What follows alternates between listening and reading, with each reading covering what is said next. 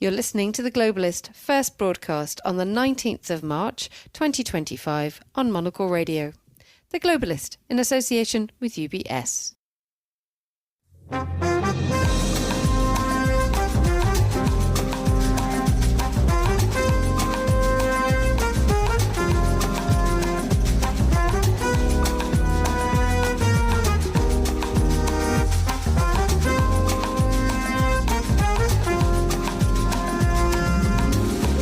Live from 16 Rue Bachaumont in Paris, this is The Globalist with me, Emma Nelson. A very warm welcome to the programme. Coming up, the Merz-Macron alliance. The French president dines in Berlin as Europe pulls together in a more security-focused direction. We'll ask whether the traditional Franco-German engine is firing up again. Also coming up, the ceasefire in Gaza is shattered as Israel mounts attacks, killing 400 people. We'll ask why and explore how peace could be restored. Then, as President Trump signs an executive order to effectively silence the Voice of America broadcaster, we speak to the VOA chief national correspondent Steve Herman for his take. I've been asked to describe exactly what is the situation, how would I characterize it, and I would say if the Voice of America is not dead today, it's definitely in a very deep coma. Plus, our Paris bureau chief will join me in the studio to go through the morning's papers here in the French capital, and we'll hear the latest fashion, architecture and design briefings too. That's all ahead on The Globalist for the first time live from Paris.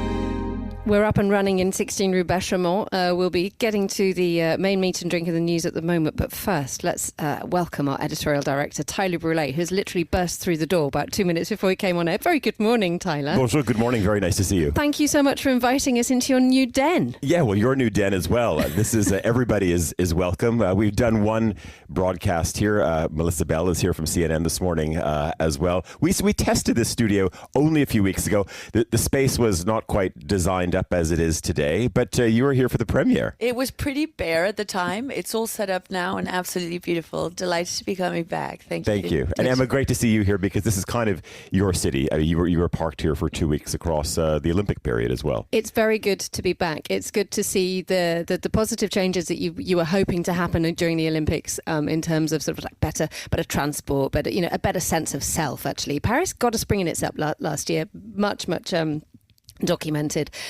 Coming back this year, it seems as if it's still quite zippy. It's still going. It's retained its pep. Well, it helps as well. I mean, this morning that we have, it is just the perfect, crisp spring morning that you kind of dream about. Looking out across the rooftops, not a cloud in the sky in Paris this morning.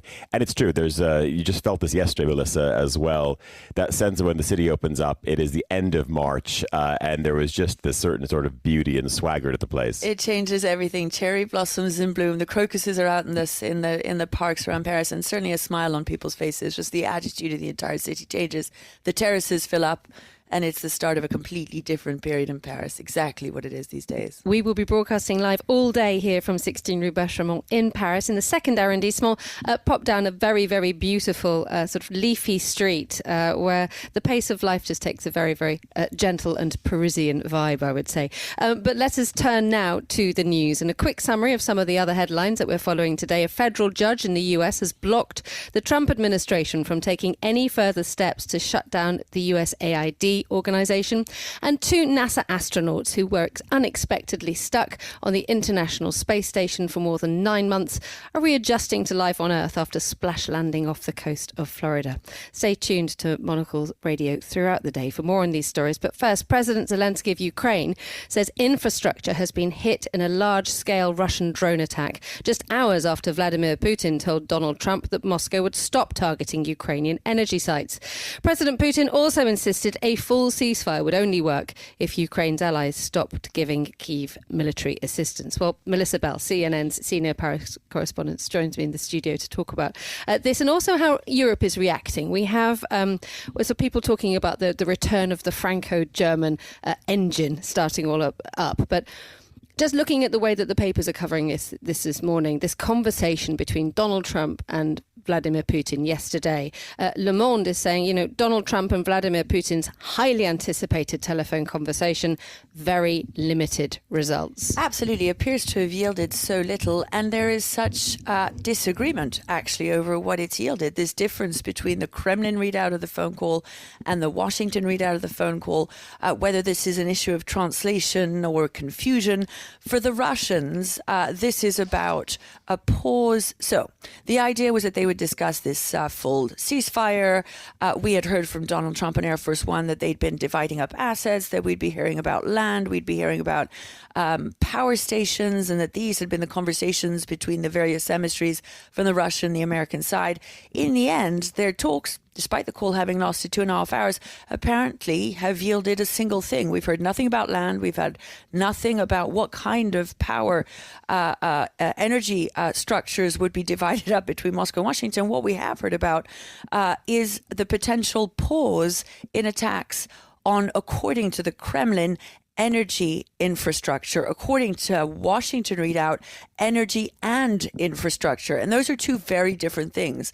So if we take the Kremlin's more limited view of what the agreement is, already violated, by the way, because there were more strikes overnight on either side, and then we assume that this will start soon. This is an important win for Moscow, which has been struggling with Ukrainian attacks on the very source of its financial ability to continue prosecuting its war, that is Ukrainian strikes on Russian energy infrastructure. If it is possible for that to stop, that will be a good thing for Moscow, and it will obviously help Ukraine. However, if the Moscow readout is correct and the attacks on infrastructure more generally continue, then that's definitely difficult for Ukraine, which has been suffering so heavily over the course of the last 3 years from just those attacks. So a slightly different readout to begin with, but the potential for at least one limited thing to be agreed upon, and of course a prisoner swap. 175 prisoners will exchange hands, a couple of dozen very wounded Ukrainians. But these are the kind of things that happen all the time. Like, there's nothing that new about a prisoner swap taking place. I mean, just looking at the headlines when we were sort of setting up this morning in Paris, and the first thing is there have been accusations by Zelensky that there are drone attacks on the infrastructure, as you say, just hours after Putin had said it's going to stop.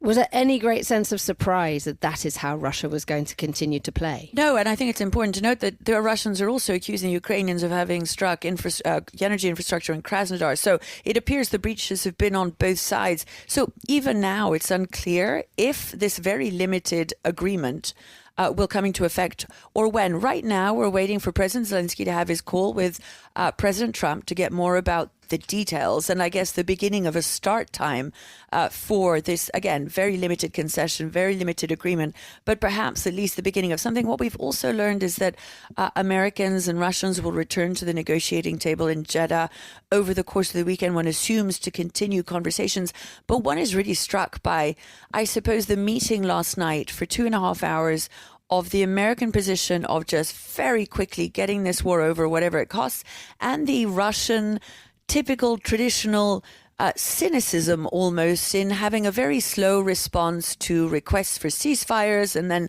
violations of them, all the while seeking to consolidate and advance their battlefield advantages. And this was kind of written ever since we understood that the Americans were going to ask for very little from the Russians in return for a swift exit on their part. So let's turn our focus now to what's happening in Europe. We have Emmanuel Macron going to Berlin last night, and working there, having two meetings, the outgoing Chancellor Olaf Scholz and the incoming Chancellor Friedrich Merz. We have an enormous amount of excitement here, given lots of different reasons. Firstly, by all accounts, Macron and Scholz didn't get on that well.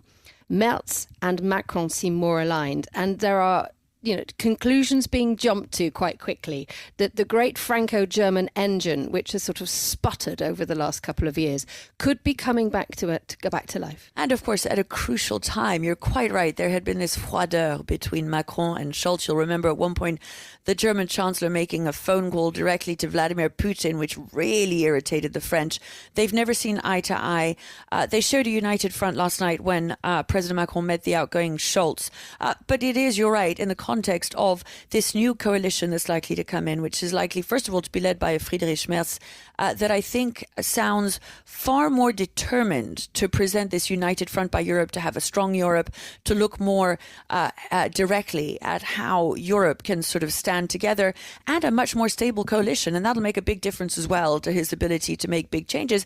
And we're going to hear more today, even as President Macron's in Berlin, about this famous European Defence White Paper, where something quite astonishing and very ambitious is taking place. You'll remember that the Commission sort of really came into its own at the time of COVID, becoming the main procurer of vaccines, bringing together the union in a way that it hadn't been, and specifically under the assaults on it during the Brexit negotiations, and pooling the European resources in response to getting COVID vaccines and all that kind of procurement issue. It was a really important moment for the coalition and for European cohesion. Now they're trying to do the things with weapons, and that's a much bigger deal. And we're going to hear more about how that plan would work, where Brussels not only loaned European countries the money to acquire weapons, but looked at pooling resources. 800 billion that'll be invested in the next few years in European defence. And Europe, it is thought, if this works, and there's general unity on it, one dissenting voice as ever, Hungary's Orban, that Europe will be stronger, more cohesive, and that its support for Ukraine will be able to be more steadfast and efficient. There is a big jump that needs to be done here, isn't it? I mean, we talked about Emmanuel Macron and his push for years and years to say we need to have a more integrated defence system. And I think it was just last month he was talking about joint financing of defence. We saw the Germans raise the debt ceiling for borrowing for defence. But there does need to be that existential leap that Europe must take. Absolutely, and that's been so difficult to achieve over the course of the years. They've sort of lurched from crisis to crisis, and the sticking point has always been that it's all very well to have part of the Eurozone, certainly in some kind of economic federation. It's fine to have a loose idea of political similar goals. It's very different to have a federated Europe on a number of fronts.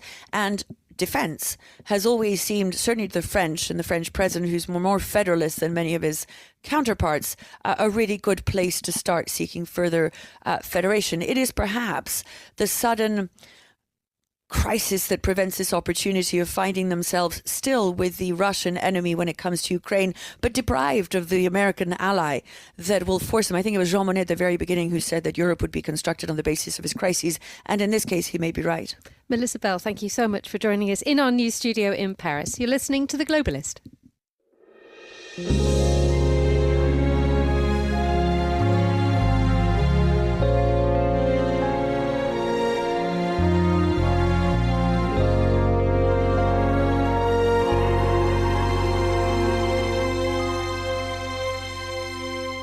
9:12 in Gaza, 8:12 here in Paris. Now, more than 400 people are now believed to have been killed in Israeli airstrikes on Gaza, in what appears to be a definitive shattering of the ceasefire with Hamas. The attacks are being interpreted as an attempt by Israel to force Hamas back to the negotiating table on terms acceptable to Israel. Well, to bring us up to date, I'm joined now by Leila Malala Allen, who's Monocle's Middle East correspondent. Good morning, Leila. Morning, Emma. So there's been a second night of bombardments, not quite as intense as what we've seen in the last 24 hours. But could you just bring us up to date, please? There were bombardments last night too. And what Israel's been doing in the last 36 hours is essentially hitting the sort of main population centers in Gaza. That's Gaza City, that's Khan Yunis in the south. They've issued evacuation orders as well. They've been hitting Rafah down by the border too, where, of course, there are still many people living in tents. And this started early yesterday morning. It is, of course, Ramadan. Many people were sleeping. Many people were having their first pre-dawn meal of the day. More than 400 people killed, more than 600 people severely wounded. Of course, Gaza's hospitals are not working. Out of 38 hospitals, 25 are completely non-functional. 13, they've been trying to rush people to hospital on donkey carts because, of course, they don't have any fuel either. But these are really horrific scenes of, people desperately displaced or just returned to already ruined homes. Israel has once again scattered leaflets demanding that people leave their homes. Many Gazans saying, "We've been through this before. We've got nothing to lose now. If we're going to die, we'll stay in our homes and die here." There was a sense of shock when the scale of the Israeli bombardment was made apparent and the amount of casualties. I mentioned a moment ago at the beginning of this item that some are saying this is an attempt by Israel to force Hamas back to the negotiating table, to talk about things on its terms. So what's gone wrong here? That's exactly it. So this is essentially Israel trying to spin the fact that the ceasefire has fallen apart in their favor. It is Israel who has pulled out of the deal. So we reached the end of the first phase of the ceasefire deal, the 6-week phase, on March the 1st. We were then supposed to enter the second phase of the deal when the remaining hostages, there are 59 remaining hostages, a little over half of them we think are already dead. But of course, Israel is trying to reclaim their bodies for burial as well as those who are living. So to get those hostages released, more Palestinian prisoners released, but really importantly to move into the next phase that means the end of the war in Gaza. So the IDF troops were already supposed to have been withdrawing from Gaza now, and the Israeli authorities decided they didn't want to do that. They then tried to get the Trump administration on board to essentially change the terms, and rather than moving into the second phase of the deal, to extend the first phase of the deal so they'd be able to get more hostages out while not having to pull troops out of Gaza. Hamas, of course, said that's not what we agreed. We're not going to go for that. Now, the reason this is happening is that over the last few weeks, Netanyahu has really been trapped between his government and the majority of his people. So his government is this right-wing coalition that he had to enter into to be able to come to power in the last election. Many of them really want to go back to war in Gaza. One of his main far-right ministers, Itamar Ben-Gvir, the national security minister, actually resigned from the government the day that the ceasefire was announced because he said it was so bad for the security of Israel. The finance minister now is threatening to resign if they go into the second phase of the deal. So they are very bullish, wanting to return to war in Gaza. And of course, if he does get more resignations, his government will fall apart and he will no longer be able to lead the country. On the other side, people in Israel are desperate for the rest of the hostages to be released, particularly since they've seen the condition of some of the male hostages who've been kept underground, who've been left without food. They have been out on the streets of Tel Aviv and Jerusalem saying our number one priority is the release of the hostages. We must go into the second phase of the ceasefire. And in fact, yesterday, after these attacks, people marched to the border with Gaza to try and stop a ground invasion going back in, protesting, saying this will kill more of our hostages. And hostage families have been saying, some of whom have already lost hostages inside Gaza because of the bombardments, saying this is only going to lead to their death. So this was a very clear sort of pronouncement from Israel yesterday with these huge strikes that they were going to step up attacks against Hamas again. But as I say, they've been trying to spin it to say that it's Hamas's fault because they won't agree to these new and very different terms, rather than Israel wanting to go back to war against Gaza. Explain to us a little bit more about the international reaction to this. We've had the Qataris, who are one of the key mediators in trying to bring about some peace between Israel and Hamas, calling for immediate ceasefire. Yet at the same time, we have the Israeli Prime Minister's office, Netanyahu's office, saying that strikes across Gaza had been coordinated with Washington. So other than the US, the response to these strikes has been universally damning. All Arab states saying this is Israel pulling out of the deal, the carefully honed negotiated deal, and this was simply setting the region on fire again. All European leaders, including Germany, who have been very bullish in favor of Israel, Annalena Baerbock, who's the German foreign minister, generally seen as a real hawk on these issues and kind of willing to support Israel to the hilt, came out yesterday and said, scenes of tents of people who've already been displaced multiple times on fire are horrifying. Children who are desperately fleeing war cannot be used as a negotiating tactic to try and get what Israel wants in these negotiations. So really universally damning and calling for a return to the original terms of the ceasefire and moving to the second phase. The leader of the UN calling for that, the humanitarian head of the UN, Tom Fletcher, saying that the scenes are completely unacceptable and that Israel is essentially trying to use violence and airstrikes to get what it wants. But it was just the Trump administration that was supportive of this. They said that the strikes were coordinated with them overnight. They were informed that they would happen, and the Trump administration has come out since the attempt to change the terms and essentially extend phase one and get more hostages out without giving more concessions to Hamas and Gaza was trying to be negotiated by Steve Witkoff, who is Trump's Middle East envoy. 2 days ago, Israel turned around and said they haven't agreed to this. We will now be going back to essentially full military attacks on Hamas and Gaza. And it does seem that the Trump administration is in favor of that. Leila Malala Allen, thank you so much, as ever, for joining us on Monocle Radio. Still to come on today's programme. I've stayed with VOA for 20 years. If there was any sort of radical left, right, up, down propaganda going on, I would not be working at the Voice of America. As President Trump signs an executive order to effectively silence the Voice of America broadcaster, we'll hear from the VOA Chief National Correspondent Steve Herman for his take. Stay with us on The Globalist, live from Paris. UBS has over 900 investment analysts from over 100 different countries. Over 900 of the sharpest minds and freshest thinkers in the world of finance today. To find out how we could help you, contact us at ubs.com.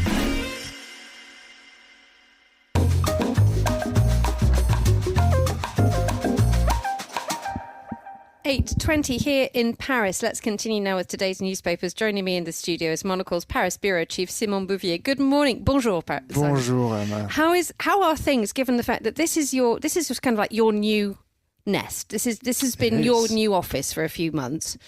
We've just all arrived on the happy bus. So how does it feel to be we're just about to get some major arrival of the Monocle editors. I mean, have you been wandering around doing some last minute hoovering, or are we already in shipshape and adopting the brace position? There has definitely been some last minute hoovering, but we're delighted to have everybody from Midori House come down and see for themselves, because we have been in the new offices for a while, but the cafe and the studio in its final form have only been around for a couple of weeks. So excluding you and our producer Anita, not very many people from London have seen the studio. So we're very excited to have them And over. indeed, it's lovely to introduce it to you. If you are listening and you happen to be in Paris, come down to the second arrondissement, to Rue Bachaumont. Beautiful, leafy street, bathed in spring sunlight this morning. Literally stopped me in my tracks Gorgeous as I day. arrived. Turned the corner. I was like, gosh, this is... Okay, we're on having a good, happy Paris day. But how is life in Paris at the moment? I mean, we'll talk a little bit more later on with our guest Simon Cooper, who will come in and talk to us about what Paris has done to capitalise on its big moment last year. But is there a sense that people, there's a spring in its step, not just because of the season?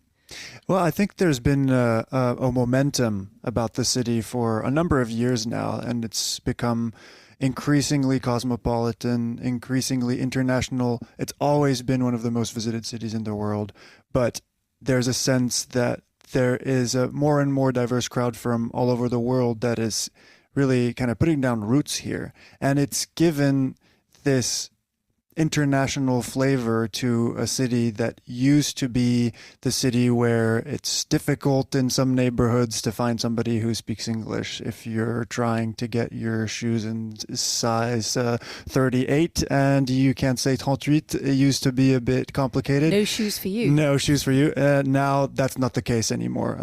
You hear a lot of English, a lot of other foreign languages, and you could see it in also the retail and the businesses and the entrepreneurs that have come to settle down here, that you have all of these kind of flavors that didn't used to be around so much. Okay, thank you for that. And if you are, like I say, in Paris, hop down, say hello. We're all here today. Let's have a look at the papers. You've been doing the heavy lifting for us.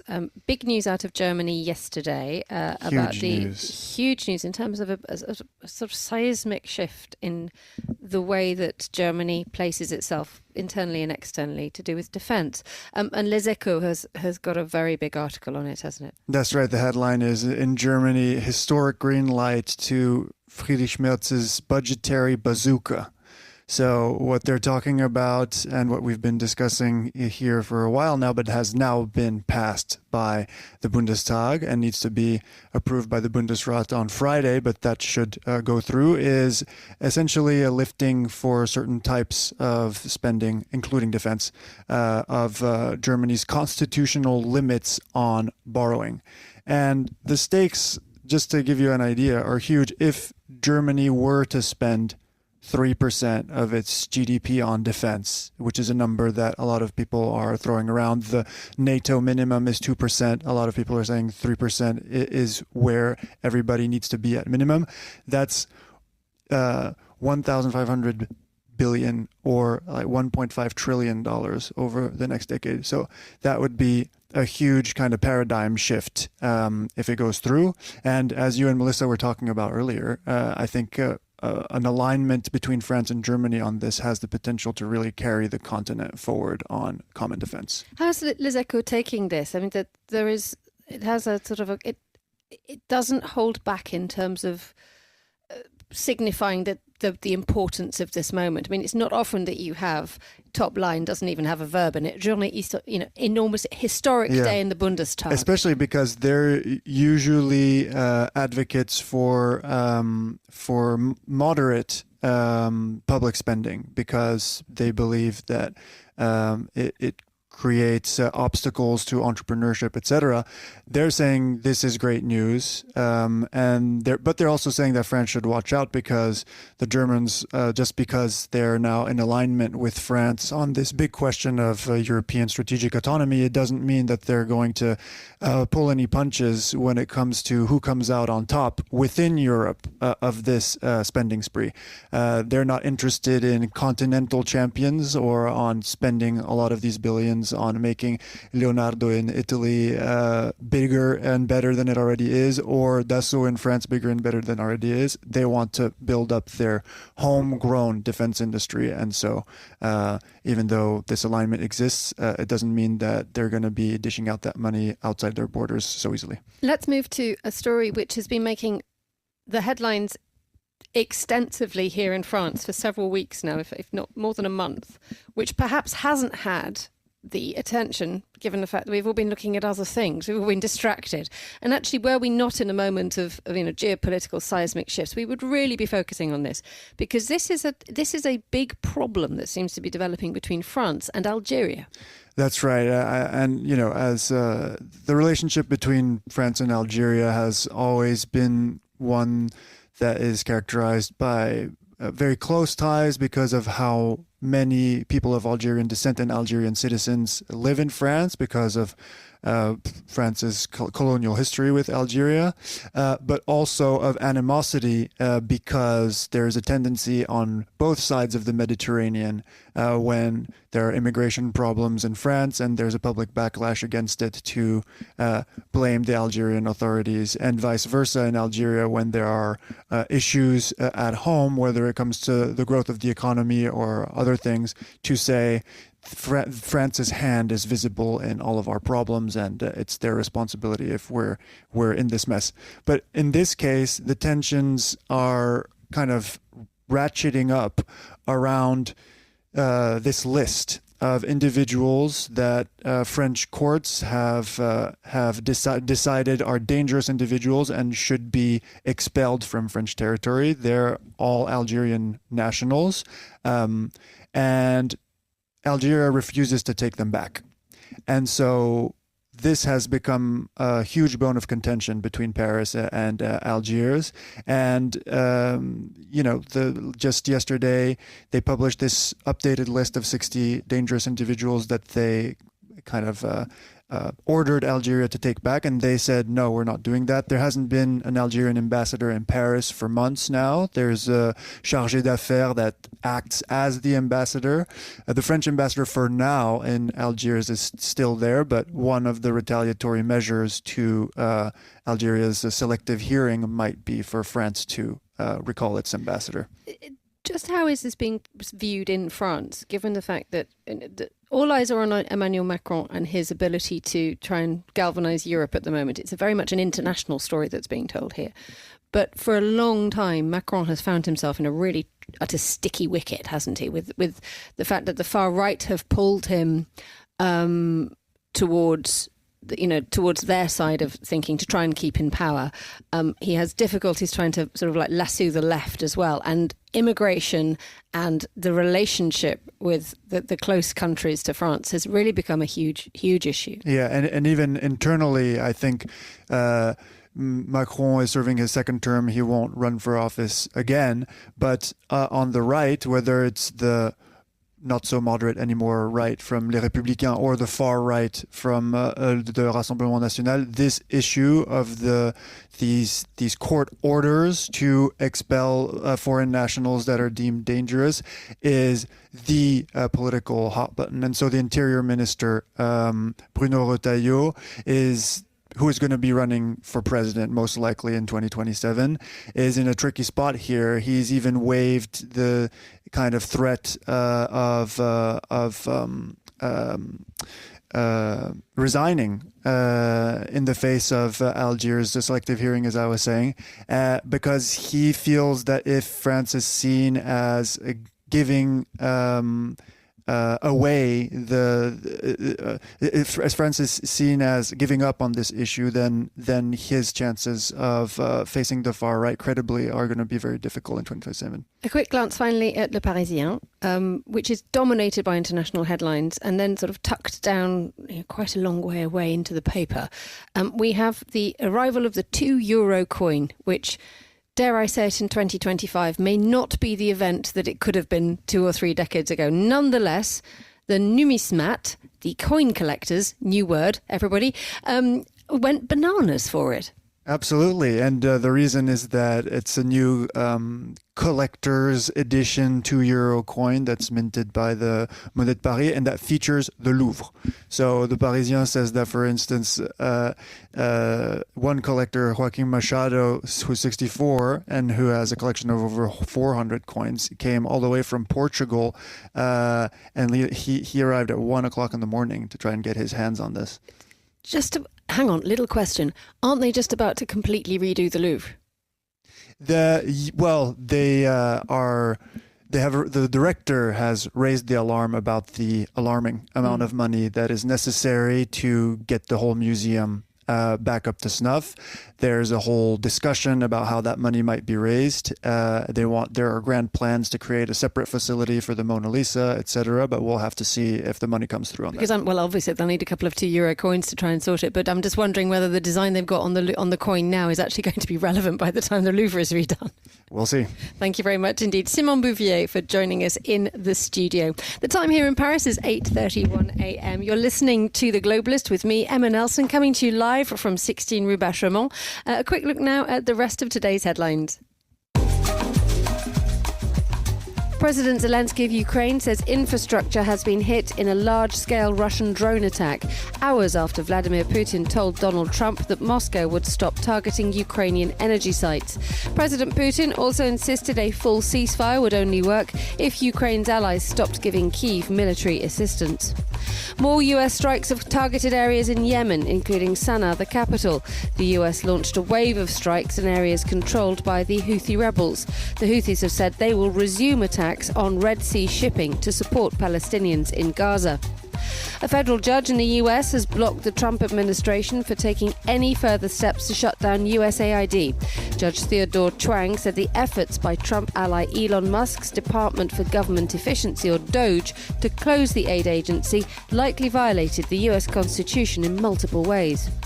And 2 NASA astronauts who were unexpectedly stuck on the International Space Station for more than 9 months are readjusting to life on Earth. Butch Wilmore and Sonny Williams were due to spend just 8 days in space, but couldn't return because of technical problems. They splashed down off the coast of Florida yesterday. This is The Globalist. Stay tuned.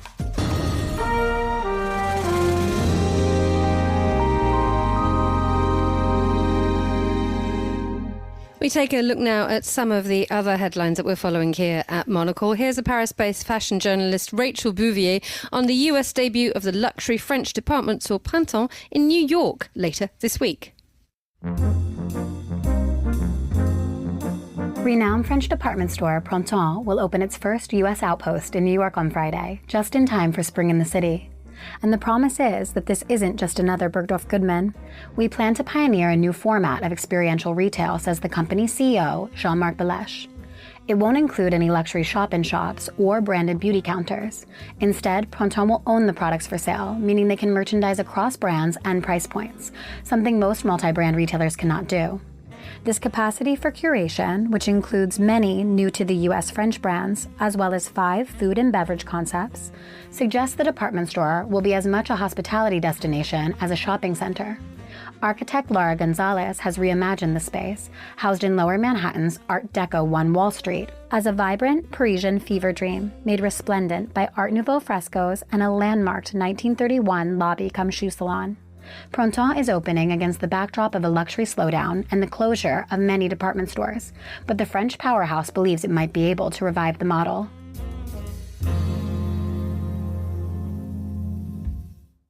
And that was Rachel Bouvier. For more from Monocle's editors and correspondents, sign up for our free daily newsletter, The Monocle Minute. Go to our website for more.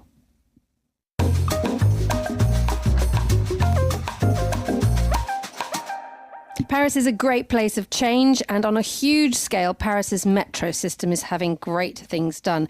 Romanticised since its opening in the 1900s, but often a much grubbier ride for those who use it each day, it fails to serve so many of people who live in and around the capital. But there is a big transformation coming in the shape of the Grand Paris Express, a new 200-kilometre-long system adding 4 lines and 68 brand new stations to the network. Well, joining me around the desk at 16 Rue Bachaumont is Simon Cooper, Financial Times journalist and author of Impossible City. Welcome back to Monocle. Pleasure to be here. Good to have you with us. We're sort of using the this new Grand Paris Express as a kind of an example, the micro example, if 68 new stations can be such, as an example of what Paris is doing to galvanise itself post-Olympics. Just outline for us the scale of this project. I mean, we've already got one line open, haven't we? Yes, Line 14 has been extended, so you can now go all the way from Orly Airport in the south, all the way up to Seine-Saint-Denis, the very poor suburb that hosted the Olympics in the north.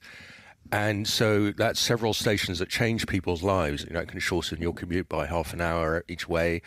And 68 of them, it's like a Chinese city. I mean, try and imagine that in London or New York, cities which have enormous difficulty building. And what it means is Paris is already the biggest metropolis in Europe, and we're in the middle of a big sort of empty plain here. So it can expand and expand using the metro system in a way that London and New York cannot. And it has, just explain to us a little bit the design of it, given the fact that some of the great problems that people have if they live a little bit further out from the sort of the central snail of Paris, is that if you want to go north or in a clockwise or anti-clockwise direction around the city, it is incredibly difficult to do so. And is this new system expected to try to fix that?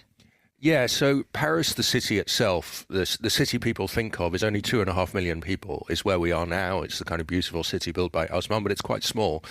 And over the decades, about 8 million people have come into the suburbs. Now, the city has a metro system, the suburbs barely do. And so what this is doing is connecting the suburbs largely to each other, because often people live in one suburb, they want to go to another suburb for work or whatever. They don't need to come into Paris, except that the metro system forces you in. And so, yeah, this is going to create a city with multiple centres, whereas Paris has always had just the one, really. And talking about the way that Paris has grown in the last 6 months, we started at the top of the programme with our editorial director, Tyler Brule, and it's expanding just how much pep Paris has at the moment. The last time I spoke to you, we were up on a rooftop during the Olympics, not quite believing what was going on beneath us, because it worked. It was glorious. Has any of that maintained into the longer term strategy for both France and for Paris in particular? I don't even think the Olympics was a big part of the strategy. The Olympics was just like a station on the way. What Paris has always had is the kind of beautiful bones of a great city. And what its success has been the last 10 years is a very specific success. It's really adding a luxury industry that was always there, but is now dominates the city, is the one kind of business sector that Paris is world class in. And so Paris is kind of the Premier League of luxury. And fashion, as a result, has gained as well. You know, fashion and luxury, obviously huge overlap. And the kind of beautiful tourism city you describe, it sort of soars up market all the time. And as people travel more, there's only one Paris. What it hasn't managed to do is become what Macron hoped, a great tech city or anything else. But I guess we have what we have. Where does the rest of France step up? Because one wonders if you are sitting outside Paris, and there is that famous sort of healthy competitive spirit, one should say, between Paris and the provinces. What does the rest of France make of what happened last year, and whether it felt as if it was able to step up?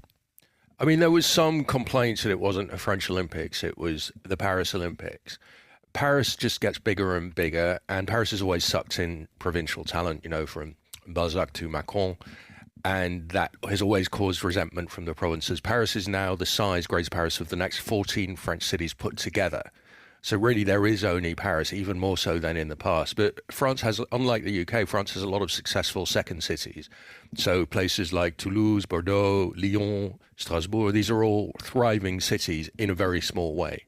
But yeah, this is, the one global city probably in the whole EU, and then for a long time, nothing after that. Simon Cooper, thank you so much for joining me in our new studio in Paris. You're listening to The Globalist on Monocle Radio.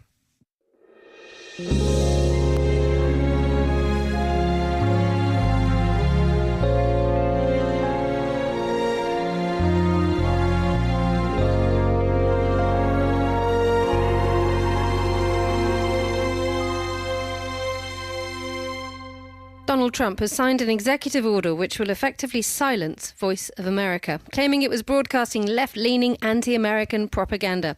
Well, Mr. Trump's order will likely have similar effects on Radio Free Europe and Radio Free Asia, establishing as a platform to broadcast to foreign countries imprisoned by communism.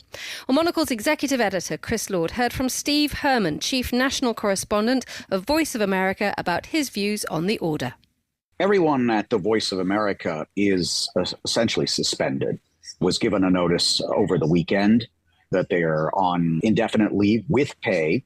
However, our 550 or so contractors were then subsequently informed on Sunday evening that they're being terminated effective March 31st. And we don't discriminate internally between who's a full-time employee and a contractor, staffer, et cetera. So it's a huge blow to lose all those people. But it seems to be a bit academic at this point because no one's allowed to go to work. There's no programming being made. And VOA has fallen silent in recent days.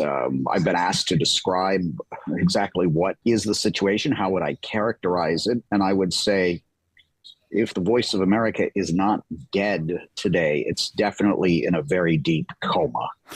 We've seen, just in the last week or so, we've seen pushback from judges in California and elsewhere, pushing back on some of DOJ's plans and arguing that actually some of its activities are simply not possible. They're not allowed to do it because of the effect that it would have on, the ability for the social safety net to sort of encompass all those people suddenly becoming unemployed. I just wonder if in the case of VOA, just briefly, Steve, is there a sense that this isn't a done deal yet, that actually there may still be a case for VOA and potentially to defend itself, even if that ends up being judges and ended up in court? If there is, it needs to be done very, very quickly, right? Because it's a broadcasting operation. It's silent, and the audience is not going to be patient for very long, and that vacuum will be filled by voices from Beijing, from Moscow. And right now, a lot of us sort of feel that the damage by the hour is getting irreparable. You did mention these legal cases. I would not be surprised at all within the coming days if there are some legal maneuvers as well. But all I know at this particular hour is probably as much as we can speculate on filings, but I'm not aware of anything that so far has been filed with any court. Now, the White House has called the Voice of America radical propaganda, which I'm sure you refute. But, ironically, this service was set up in the first place in the 1940s to counter propaganda in authoritarian countries overseas. Now, I'm just curious your take, Steve, how this will land, this decision around dismantling the VOA or the push to do so, how this will land with the American public, first of all. And I wonder whether you think that Voice of America, has done enough to convince US taxpayers of its continued value for them and for American interests overseas? Well, what you're referring to, that should have been part of the job of the people running the organizations. I'm on the tip of the spear, right? I'm a journalist, a correspondent. I do go out and have done for many years public speaking. about the Voice of America to a domestic audience in person, because the American people are our stakeholders, but they're not our target audience. And frankly, most people don't know what the Voice of America is, or if they did at one point, maybe older people in the population lived overseas, traveled overseas, and remember VOA on shortwave radio. That's only a tiny part of what VOA has been in recent decades. So part of the reason that I am talking to you on this program, and several of my colleagues are also speaking out, although we do not have authorization to do that. We haven't been fired yet, so we still work for the Voice of America ostensibly. And we're speaking in our personal capacity, obviously, but there's some risk in doing that. But we feel it is so important to tell people not only around the world what's going on with VOA, but in the United States as well, because these broadcasts have ceased. There was no explanation. And I know you've traveled in many, many countries. And if you happen to be tuning in to a broadcaster and all of a sudden the programming stops and music comes on or it goes silent, what's your first thought? Oh, my God, there's been a coup. The government has collapsed. There's some sort of instability. And that's what the message has been going out from the Voice of America in recent days. The programming has stopped without explanation. Steve, just respond, if you could, to this notion of radical propaganda. I appreciate, you're still on the VOA payroll, and part of that organization's mandate is to be non-partisan and to stay above the fray of politics, as many public broadcasters are around the world, or certainly good ones anyway. I'm just curious, just this idea, radical propaganda, what you made when you heard that and when you saw those words. It's not the first time I've heard things like that. We've heard that out of some of the most hostile enemies of the United States for many, many years. So yes, of course, it's a bit ironic and disconcerting to hear that coming from inside the house, so to speak. But what I would say to that is it's not for me to convince you or anybody else about what VOA is or is not. Hopefully, for a few more days at least, our content is still up at voanews.com, and you can find our TV pieces on YouTube and the like. People need, if they have any doubts about what VOA is or is not, go look at those stories, the web stories, the radio broadcasts, the TV reports. I came from the Associated Press before I worked for VOA, and I've stayed with VOA for 20 years. If there was any sort of radical left, right, up, down propaganda going on, I would not be working at the Voice of America. Works, yeah.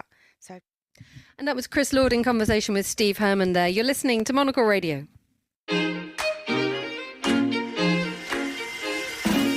UBS is a global financial services firm with over 150 years of heritage. Built on the unique dedication of our people, we bring fresh thinking and perspective to our work. We know that it takes a marriage of intelligence and heart to create lasting value for our clients. It's about having the right ideas, of course, but also about having one of the most accomplished systems and an unrivaled network of global experts. That's why at UBS, we pride ourselves on thinking smarter to make a real difference. Tune in to The Bulletin with UBS every week for the latest insights and opinions from UBS all around the world.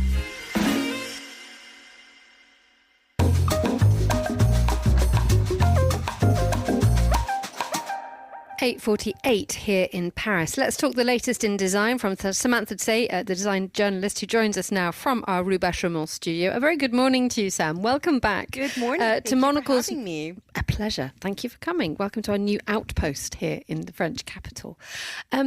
Tell us how things are in terms of design in Paris. I mean, there's always a good number of excellent shows bubbling along, but we're now looking to pad Paris, aren't we? We are. So PAD is taking place next month from April 2nd to 6th, and this is the 27th edition.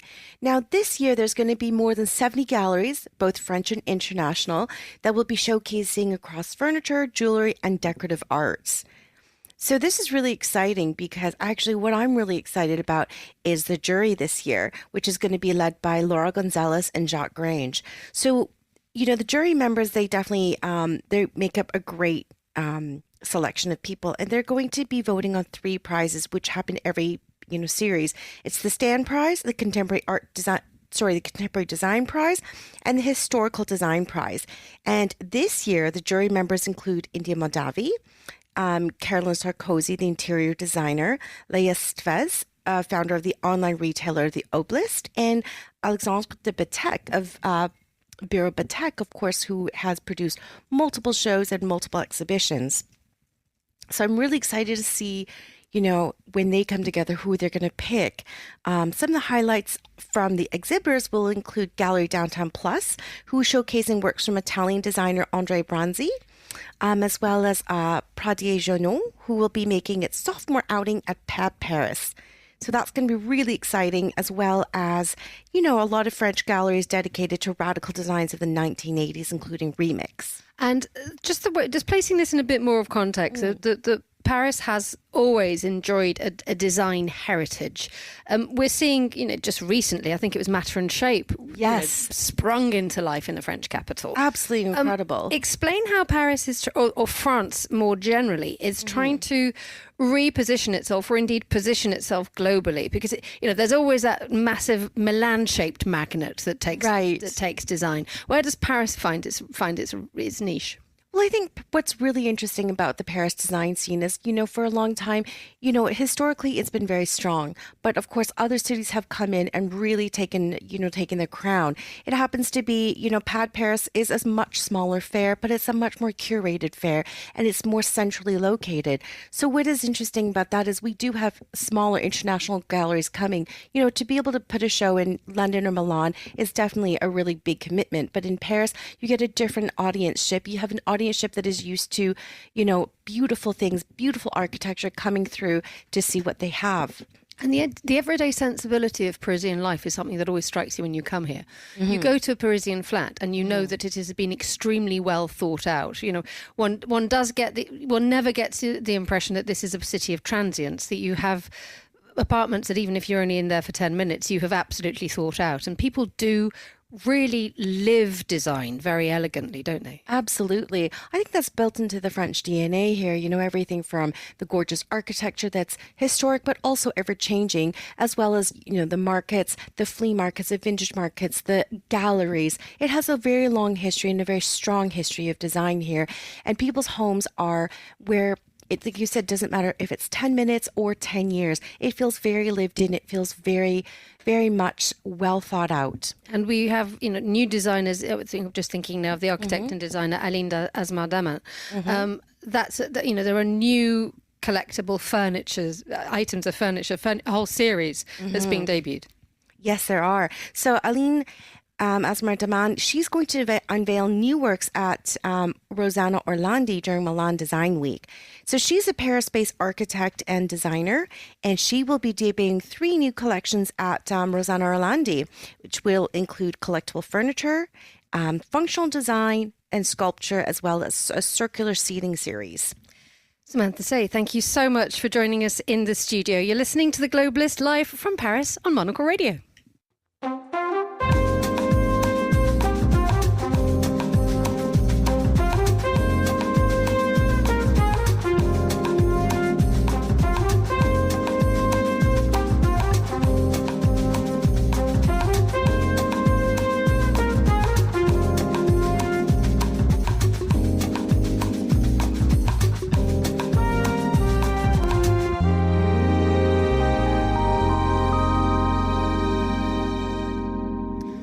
Finally, this morning, if you hadn't noticed a slight change in sound, well, let's just draw our attention that we're actually in a very, very new place today. We are in 16 Rue Bachaumont, Monocle's new outpost, new nest, new eyrie in the French capital. There seems to be a buzz about the building. Poor Simon Bouvier, our Paris bureau chief, is adopting the brace position as the Monocle Happy Bus rides into town. And I am delighted to say that the editorial director, Tyler Brûlé, our editor-in-chief, Andrew Tuck, and editor of Confect, Sophie Grove, are all in front of me in this beautiful brand new studio. A very good morning to you.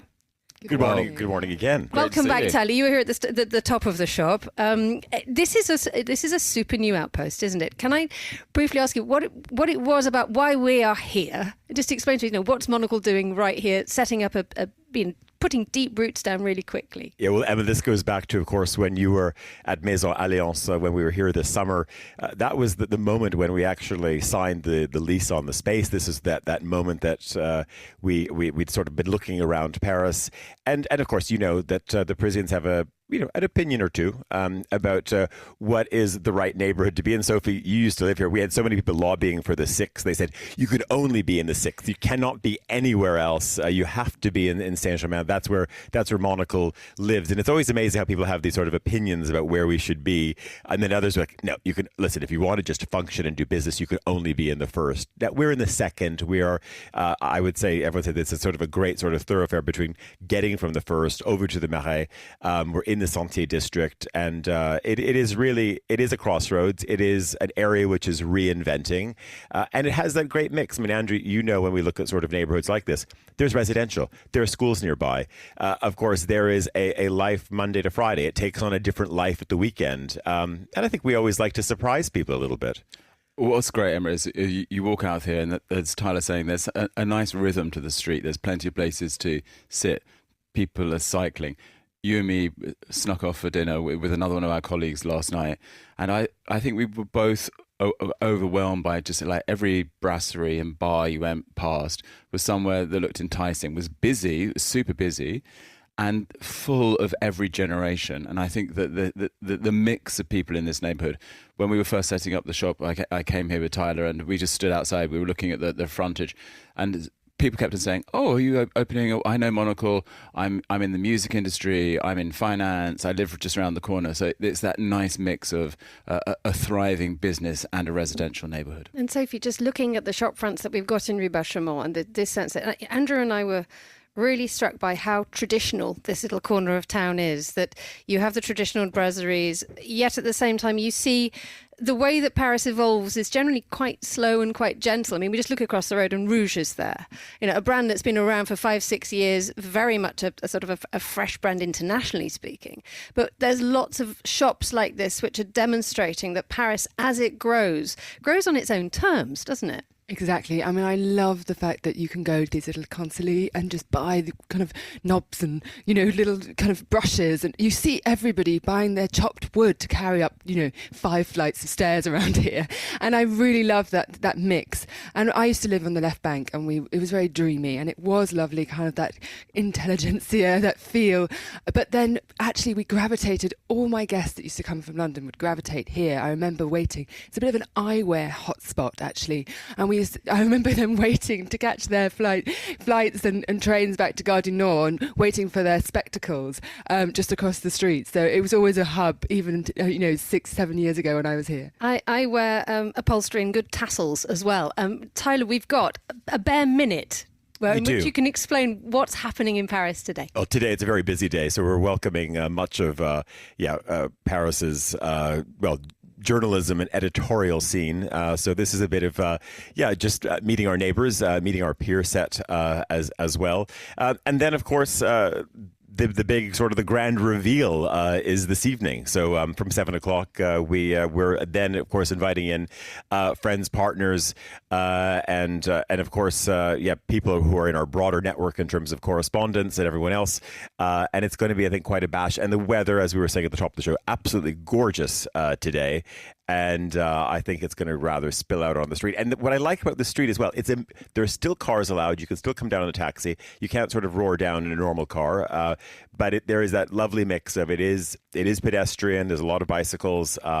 And there's nothing coming down the street at speed. So I think we'll be able to take over the street. I believe many people from the Paris Mayor's office will be here. So I think we'll be in good hands. Tyler, Andrew and Sophie, thank you so much for joining us in our Swish News studio at 16 Rue Bachaumont. That's all the time we have for today's programme. The warmest of thanks to all my guests and to our producer, Anita Riotta. Our researcher was Francesca Jilks, and our studio manager back in London was Flynn Simons, with editing assistance from Hunter Wang. After the headlines, more music on the way. I'll be back behind the microphone to bring you the briefing live at 1300 here in Paris, midday in London. And the Globalist is back at the same time tomorrow. But for now, from me, Emma Nelson, goodbye. Thank you very much for listening.